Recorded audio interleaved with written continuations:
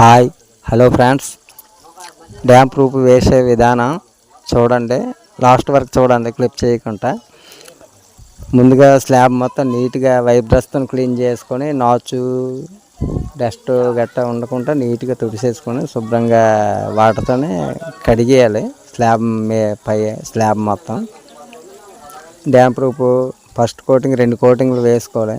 దీనివల్ల ప్రయోజనం ఏంటంటే మనకి స్లాబ్ లీకేజ్ గట్రా రాకుండా కొంతకాలం ఒక 5-6 ఇయర్ వరకు మనకు బాగా ఉపయోగపడుతుంది.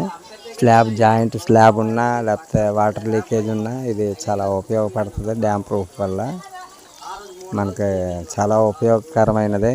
అసలే వర్షాకాలం వస్తుంది, స్లాబ్ నీట్గా ఉంచుకుంటే మనకి కిందన వాటర్ గట్రా రాదు. మా ఛానల్ సబ్స్క్రైబ్ చేసుకోండి, లైక్ చేయండి, షేర్ చేయండి, కామెంట్ చేయండి. Okay, bye friends.